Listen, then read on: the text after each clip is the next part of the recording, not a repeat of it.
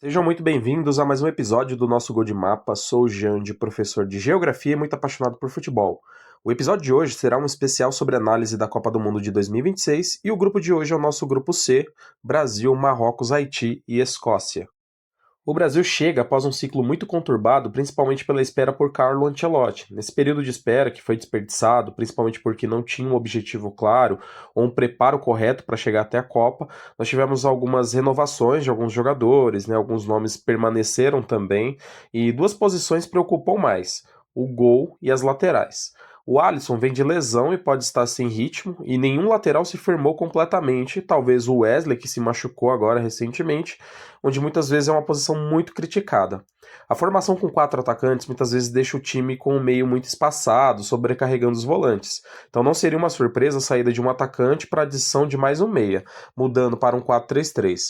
A pressão por resultados também vem extrapolando bastante, tanto que a relação torcida e jogadores se tornou um pouco mais hostil, mas nem tudo é negativo. A seleção apresenta um contra-ataque poderoso, a bola parada é outra arma forte e conta com jogadores talentosos, principalmente campeões e experientes para buscar essa taça.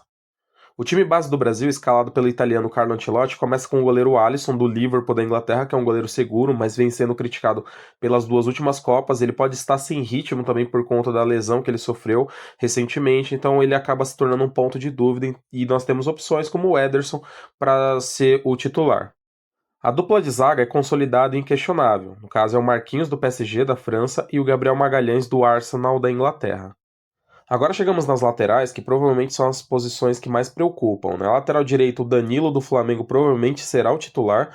Eu acho uma opção até mais equilibrada, principalmente por oferecer equilíbrio ofensivo e defensivo. Mas o zagueiro Ibañez do Al Ahly da Arábia Saudita também é uma opção até um pouco mais defensiva. Já a lateral esquerda, com o Alexandro do Flamengo, não é confirmado, porque nós podemos ver também o Douglas Santos do Zenit entrando como uma opção. O meio de campo é formado por jogadores que jogam atualmente na Inglaterra: o Casemiro do Manchester United e o Bruno Guimarães do Newcastle, praticamente confirmados como titulares, e ainda há opções como Danilo Santos do Botafogo e o Lucas Paquetá do Flamengo. Aliás, eu até acho que tem chance dos dois, né, Danilo ou o Lucas Paquetá, entrar no lugar de um dos atacantes como uma opção de meio. Uma coisa importante sobre os pontas da seleção é que eles retornam para a parte defensiva, principalmente para fechar o corredor em duas linhas de quatro. Acredito que o titular da ponta direita será o Luiz Henrique do Zenit da Rússia, que se consolidou após a lesão do Estevão. Geralmente é um jogador que entra para botar fogo no segundo tempo. E outra opção é o Ryan do Bournemouth da Inglaterra, com muita força e qualidade. Com a lesão do Rodrigo, acredito que o Rafinha será o titular na ponta esquerda, até porque no Barcelona em alguns momentos ele chegou a jogar nessa posição. Martinelli do Arsenal da Inglaterra é uma opção, dessa forma o Rafinha seria deslocado para a ponta direita. Contrariando a camisa 9, o Matheus Cunha, do Manchester United da Inglaterra, ele não é um camisa 9, um centroavante. Ele joga mais como um falso 9, recuando mais para buscar a bola. E ainda nós temos outras opções para essa posição, como o Endrick. O Endrick é um jogador que é quase como um segundo atacante. Nas últimas convocações ganhou muita força. Ele une qualidade técnica, ele une velocidade, une muita força física. Então é uma opção muito importante também para a seleção brasileira. Finalizando, o Vinícius Júnior do Real Madrid da Espanha, que é o jogador mais adiantado do ataque, quase como um centroavante, mas também com liberdade para poder flutuar pelo lado esquerdo do ataque. Continuando o ataque, o Igor Thiago é a opção para jogar mais preso entre os zagueiros. E ainda tem outra questão, né? O Neymar, ele já não é mais uma opção de ponta. Acredito que ele é mais um 10, ele joga mais como um 10. As questões físicas ainda preocupam muito, pois qualidade ele tem. Finalizando a análise sobre a seleção brasileira, o Vinícius Júnior é o craque da seleção, é o jogador mais destacado. Até a opção do Ancelotti é para potencializar o Vinícius Júnior, foi o técnico que melhor trabalhou com ele, então acredito que ele será muito importante na caminhada da seleção durante a Copa. O jogador para ficar de olho é o Luiz Henrique, que dispensa apresentações. Ele atualmente está no Zenit, mas eu acredito que ele tem um potencial para jogar numa liga até mais forte, um time muito forte. Então, o Luiz Henrique é um cara que cada vez mais vem se destacando. E as revelações, eu escolhi duas revelações porque eu acho que são jogadores que quase estão como uma realidade. O Endrick e o Ryan são os jogadores que mais se apresentam como verdadeiras revelações, e essa Copa do Mundo tem tudo para que eles possam brilhar. A seleção do Marrocos vem de um projeto longo de captação dos filhos da diáspora e a manutenção da base histórica que chegou à semifinal do último Mundial. Mas a diferença é uma promessa de um time mais ofensivo que propõe mais o jogo. Mas em contrapartida é um time mais exposto, diferente da última Copa. Problemas físicos também são preocupações, principalmente com jogadores importantes como Hakimi e Amrabat. O elenco vem com jogadores jovens para incorporar mais o time. O time base marroquino, treinado pelo técnico Mohamed Ouabi, começa com o goleiro Bono do Al Hilal da Arábia Saudita, que é muito prestigiado e consolidado, seguro, pega pênaltis e auxilia muito com a sua liderança.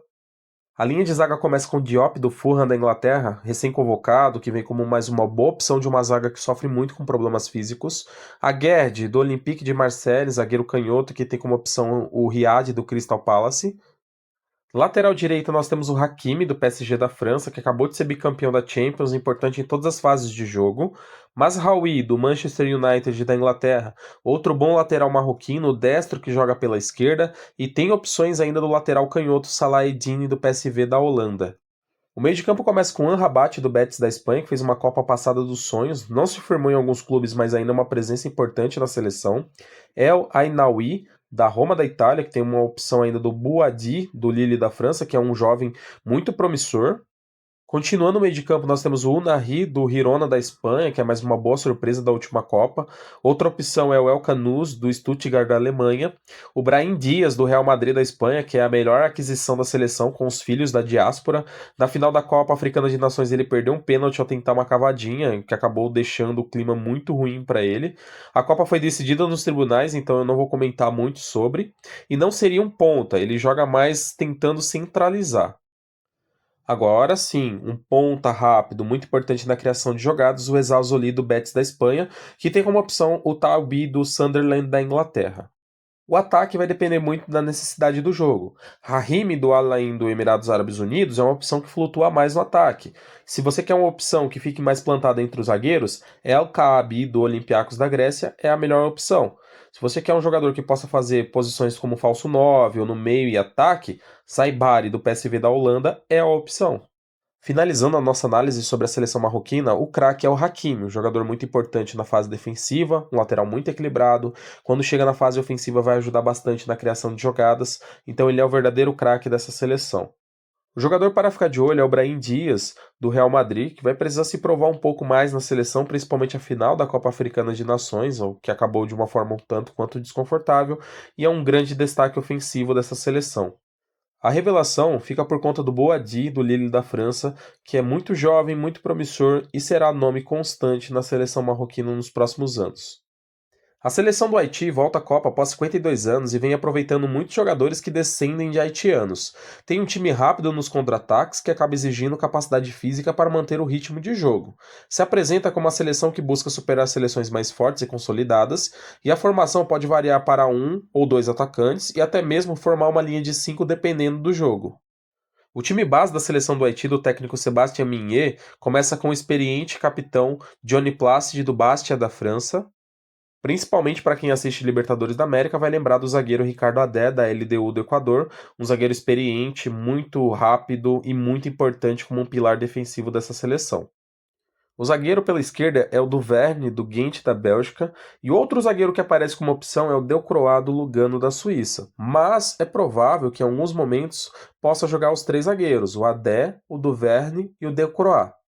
A lateral direita tem o Arcus do Angers da França e a lateral esquerda, o Lacroix do Colorado Springs Switchbackers dos Estados Unidos.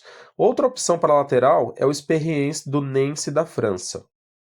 O meio de campo tem o Pierre do Vizela de Portugal e o Jean-Jacques do Philadelphia Union dos Estados Unidos. Começando os meias pelas laterais, o Belegar do Wolverhampton da Inglaterra é a opção pela direita, mas caso a seleção jogue com apenas um centroavante, ele acaba sendo centralizado. Outra opção para o lado direito é o Casimir do Auxerre da França. Pela ponta esquerda, ou meio esquerdo, nós temos o Providence do Almere City da Holanda. Para o ataque, Isidore do Sunderland da Inglaterra foi uma baita aquisição. Ainda tem o Pierrot do Çaykur Rizespor da Turquia, que é um grandalhão, fica mais entre os zagueiros. E ainda para opções de ataque, nós temos o Neyson do Esteghlal do Irã. Finalizando a análise sobre a seleção haitiana, o craque é o Isidore, que vai agregar bastante na força ofensiva da seleção, assim como o Belegar, que será o responsável pela maior parte de criação de jogadas, e um jogador revelação que pode se destacar bastante é o Casimir. A Escócia volta após 28 anos com um time formado por jogadores que passaram ou se encontram atualmente na Premier League da Inglaterra. Ainda há jogadores que também se encontram no Campeonato Italiano, no Campeonato Escocês, e apresenta jogadores com muita força física, tanto que o jogo aéreo é uma arma poderosa contando com centroavantes muito altos. Um ponto de atenção é o gol, pois todos os goleiros são reservas em seus clubes, o que indica falta de ritmo. O time base dos escoceses, escalado por Steve Clarke, é formado pelo goleiro Gunn, do Nottingham Forest, da Inglaterra, que tem como opção o experiente goleiro de 43 anos Gordon, do Heart. A zaga é formada pelo Sultar, do Rangers, e Hanley, do Hibernian. Outra opção é adicionar o Tierney, do Celtic, se o técnico optar por três zagueiros, liberando mais os laterais. A lateral direita tem o Hickey, do Brentford, da Inglaterra, que tem como opção Patterson, do Everton, da Inglaterra, e a lateral esquerda, o consolidado, referência e líder da seleção, Robertson, do Liverpool, da Inglaterra. O meio de campo da Escócia é provavelmente a parte mais forte da seleção.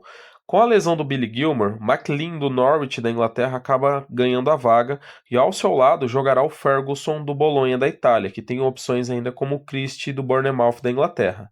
Gannon Doak, que também joga no Bournemouth da Inglaterra, é a opção pela direita. McTominay do Napoli da Itália jogará ao centro. McTominay, aliás, é a referência ofensiva da seleção, é um volante de origem, mas que chega muito bem à área, ao ataque. E pelo lado esquerdo, provavelmente jogará o McGinn do Aston Villa na Inglaterra, um jogador com muita força física, que é um jogador veloz e também com um ótimo chute de fora da área. No ataque, Adams do Torino da Itália é o titular, e ainda há opções como Shackland do Heart, que na próxima temporada vai jogar no Rangers, Hist do Ipswich Town e Dykes do Charlton Athletic. Finalizando a análise sobre a Escócia, o craque é o McTominay, um jogador que teve um crescimento absurdo nas últimas temporadas e se tornou importante tanto na parte defensiva quanto ofensiva, tanto em clube quanto em seleção. Para ficar de olho, não tinha como ser outro a não ser o Robertson, que é um jogador muito importante, está saindo agora do Liverpool e ainda é uma referência muito forte na seleção escocesa. Ele será muito importante na parte ofensiva e defensiva dessa seleção. A aposta para a revelação da seleção escocesa é o Gannon Doak, com passagens pelo Liverpool, atualmente no Bournemouth. O garoto de 20 anos pode se destacar bastante e ser uma poderosa arma ofensiva da seleção escocesa. Finalizando o vídeo, nós temos o palpite. Brasil e Marrocos claramente são favoritos e vão disputar o primeiro lugar. A Escócia está um pouco à frente para buscar uma terceira vaga, mas não dá para tirar o Haiti da disputa, pois o time pode surpreender. E dessa forma finalizamos mais uma análise da Copa do nosso Gol de Mapa. Muito obrigado pela atenção, espero vocês no próximo vídeo. Tchau, tchau!